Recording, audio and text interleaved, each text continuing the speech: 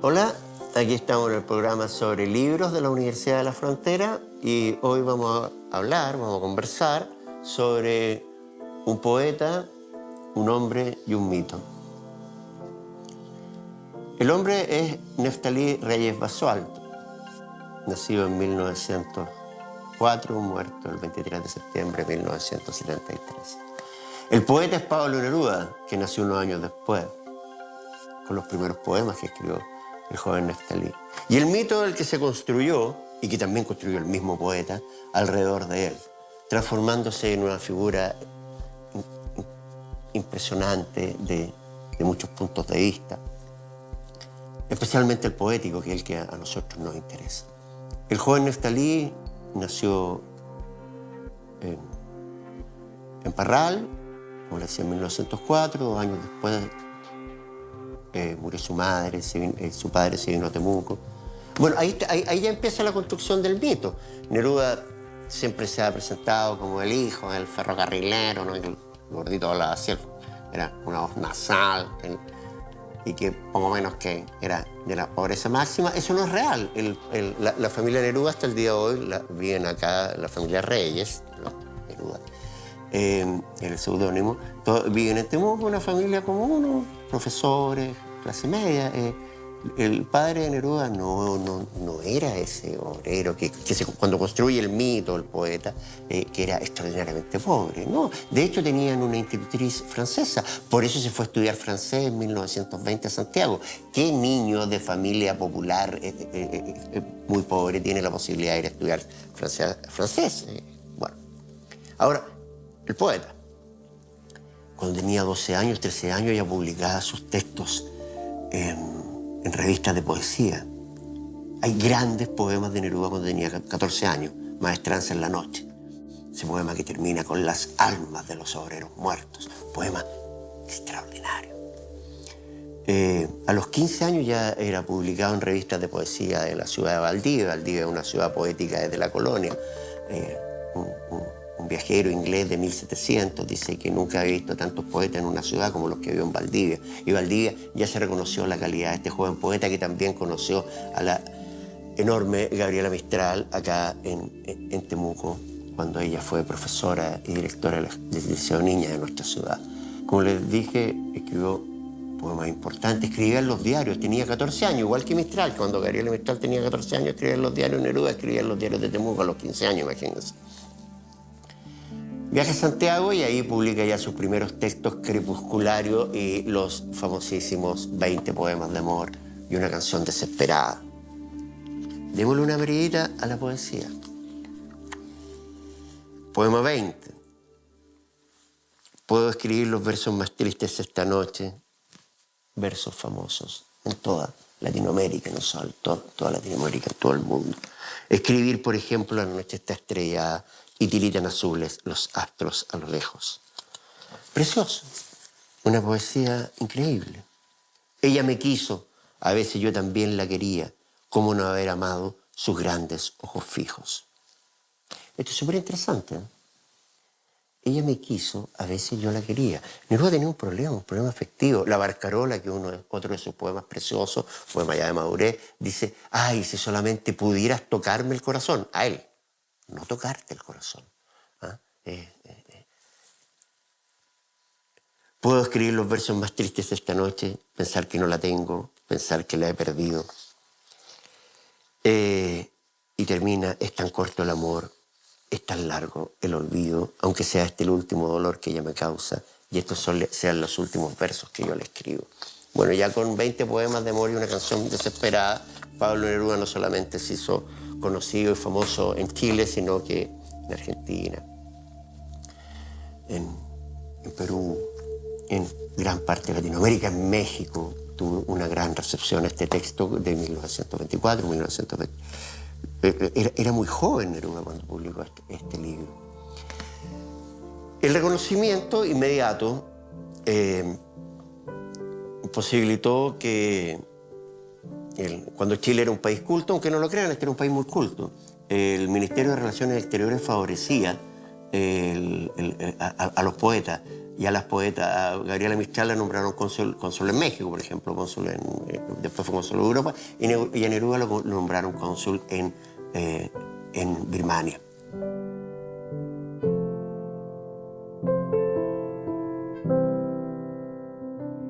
Bueno, y aquí en Birmania, en Rangún, es donde ocurren dos hechos fundamentales en la vida de Neruda que han llevado a su descrédito como persona, como hombre.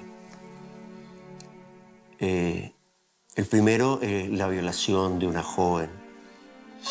Que ustedes saben que en India son tan locos y hay castas, y hay una casta que son los intocables, que son las personas más pobres. Increíble.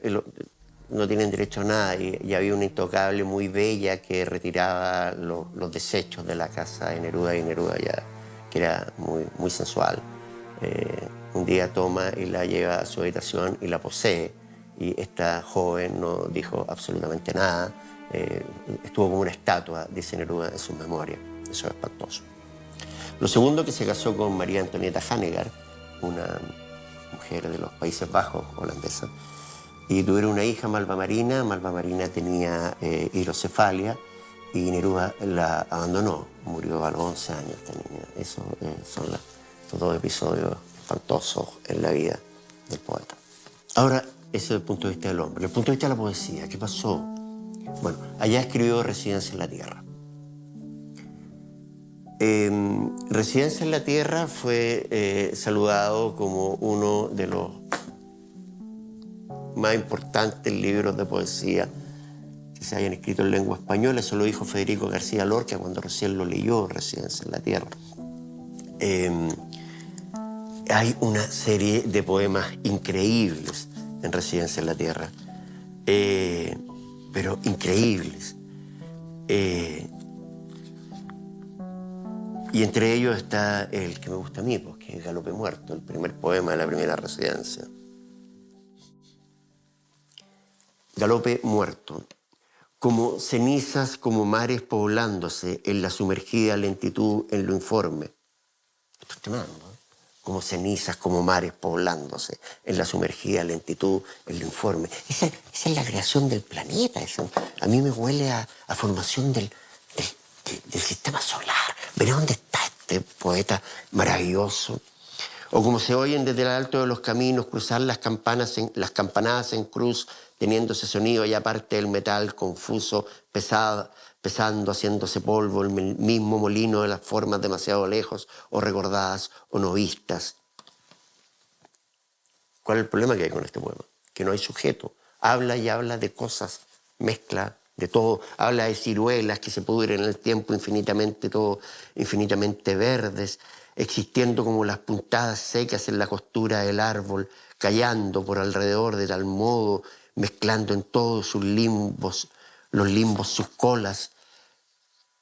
Increíble, es un poema increíble y precioso, Galope Muerto. Miren esto. Ahora bien, ¿de qué está hecho ese surgir de palomas que hay entre la noche y el tiempo como una barranca húmeda? Uno de sus críticos, Hernán Loyola, que ha dedicado su vida a leer a Neruda, dice que Residencia en la Tierra es un libro sobre la vida, sobre la muerte, sobre las raíces, sobre el viento, sobre la vida, sobre la desgracia, sobre la luna. ¿Qué dice Gabriela Mistral? Gabriela Mistral de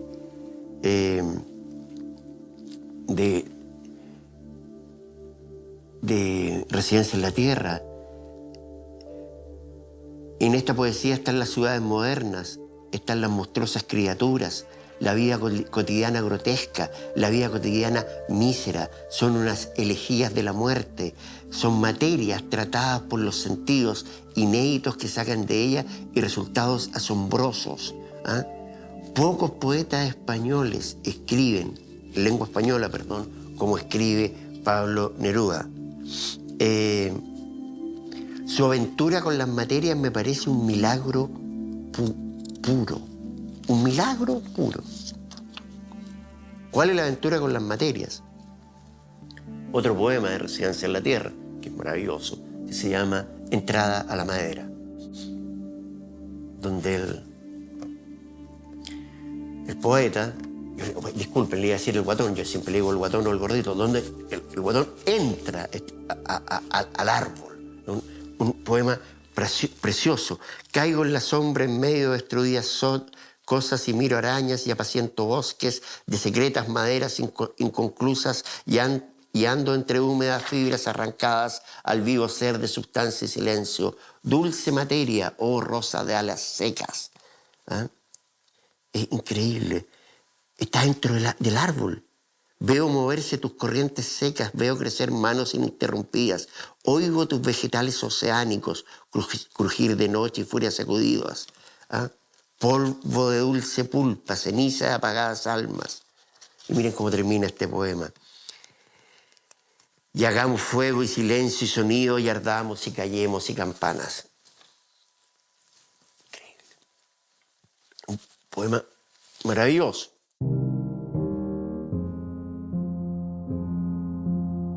Borges, por ejemplo, dice que este poema es uno de los grandes textos de la lírica castellana. Y eso que eran enemigos poéticos. Los dos luchaban por ser los grandes poetas. No es que lucharan, los dos eran enormes poetas, son enormes poetas. Y también una misma adversión política. Borges era conservador y Neruda comunista, cuestión de la que hablaremos. Cuestión que es muy importante también para lo que pasa después en su poesía, porque como les digo, primero está su poesía de juventud, de infancia y juventud. Recordemos que hay grandes poemas de Neruda cuando tenía 13 años y 14. Bueno, en la construcción del mito eso es re importante. El gordito decía que tenía 10, porque los grandes poemas de Rimbaud, el poeta francés, fundador de la poesía moderna, los grandes poemas de Rimbaud son cuando Rimbaud tenía 10 años. 10, está en octavo básico, o en séptimo. Y escribió unos poemas que cambiaron la poesía mundial. Entonces Neruda, ese era su nivel. Compite con Rimbaud. Entonces dice que tenía algunos años menos, pero no importa. Escribir Maestranza en la noche a los 14 años es un milagro. Bueno, esta es la poesía de juventud, de infancia, de juventud, Crepusculario, los maravillosos 20 poemas de amor y una canción desesperada. Después, poesía de ya adultos, que están las fabulosas Residencias en la Tierra, que ya las conocemos. Y después viene un quiebre, el quiebre. Y el quiebre donde también forma parte importante de la política.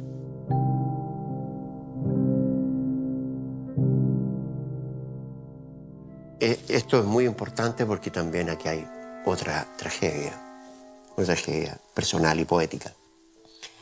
Neruda, después de estar en Birmania, como era cónsul, fue nombrado cónsul en Barcelona y después cónsul en Madrid.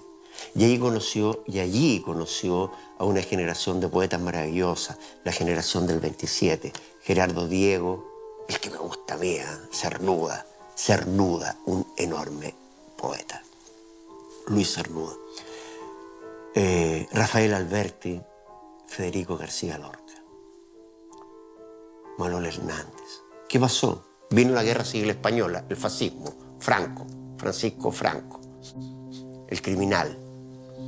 Bombardearon Guernica, bombardearon una aldea por bombardearla, porque Franco era amigo de Hitler, esas eran las amistades que sostenía don Francisco, y Hitler le pidió si podía probar sus bombarderos en esta guerra. Entonces, claro, le dijo, bombardea Guernica, y bombardeó una aldea vasca a título de nada.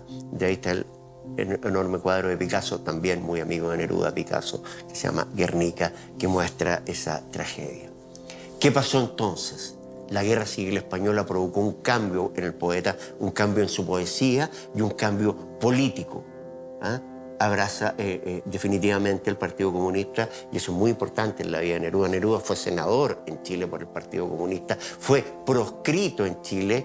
Hay una película, por desgracia, a mí no me gusta criticar de mal modo el arte, pero hay una película muy reciente sobre Neruda que solamente se fija en esta parte de cuando Neruda era perseguido político, incluso aparecen Neruda está disparando. O sea, Neruda no es eso. Es una parte de su vida y tuvo que huir de Chile, cruzó la cordillera por el sur, perseguido por ser comunista, porque en el gobierno de Gabriel González Videla en 1945 dictaron la ley de defensa de la democracia que implicaba encarcelar a la gente del Partido Comunista, de ese partido. Pero bueno, el punto es que en la Guerra Civil Española, Neruda ve el horror del fascismo y hace causa con la República, que eran fundamentalmente de la tendencia política de la que estamos hablando, y ahí escribe durante la guerra, de hecho, los soldados, la gente de las aldeas, fabricaban el papel para hacer este libro que fue creciendo entre la guerra, que se llama España en el corazón. Y ahí está hay un poema fundamental que se llama Explico algunas cosas. Preguntaréis, ¿y dónde están las lilas y la metafísica cubierta de amapolas? Y la lluvia que a menudo golpeaba sus palabras. Os voy a contar lo que me pasa. Dice, ¿dónde están las amapolas? ¿Por qué? Porque Residencia en la Tierra está llena de amapolas, esas flores maravillosas, a cada rato salen las amapolas. Entonces Neruda dice, preguntaréis, ¿a dónde están las amapolas? ¿Por qué no estoy hablando de esas cosas? ¿Por qué no hablo de la lluvia del sur? ¿Por qué la lluvia del sur? Una de las obsesiones de la poesía de Temuco, y nuestro mayor poeta, Neruda, evidentemente la lluvia es una de sus obsesiones. La lluvia es una obsesión, porque como aquí llueve tanto, siempre aparece la lluvia. De hecho, en el himno de nuestra Universidad de la Frontera dice Temuco, cultrum de la lluvia, porque siempre están los techos golpeando. Pero Neruda ya no habla de la lluvia. Y dice, ¿y por qué no? Les voy a contar. Yo vivía en un barrio de Madrid con campanas, con relojes, con árboles. Raúl, los poetas, ¿te acuerdas? ¿Te acuerdas de Rafael? Federico, ¿te acuerdas? ¿Ah? Y cuenta esa vida maravillosa que tenían en Madrid hasta que llegó la guerra. Y una mañana todo estaba ardiendo y una mañana las hogueras salían de la tierra. Bandidos con aviones y con moros, bandidos con sortijas y duquesas, bandidos con frailes negros bendiciendo, venían por el cielo a matar niños y por las calles la sangre de los niños corría simplemente como sangre de niños. ¡Qué poesía! Y qué terrible. Porque eso es verdad. Están las fotografías. Gabriela Mistral fue una de las poetas también que defendió a los niños españoles. La sangre de los niños corría simplemente como sangre de niños. Entonces, ahí definitivamente Neruda asume un rol político, como les digo, fue muy importante, fue una de las figuras del Partido Comunista. Bueno, en la construcción del mito también Neruda aprovecha en Confieso que he vivido, que son sus memorias, ahí poco menos se presenta como uno de los grandes dirigentes mundiales. No lo dice, pero uno lee Confieso que he vivido y queda convencido que Neruda es uno de los personajes principales del siglo XX. Amigo de John Kennedy, de Mao Zedong, de Marilyn Monroe, de Andy Warhol, de todos. Le faltaron los Beatles nomás, según él. En esa construcción del mito que hace Neruda.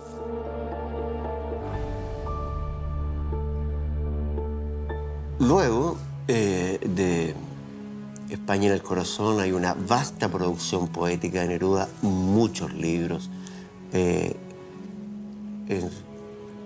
Extravagario, la Oda Elementales, el regreso a la Oda Elementales, y un texto fundamental, esencial, donde yo creo personalmente que está las máximas alturas a que ha llegado este poeta extraordinario, que son precisamente alturas de Machu Picchu.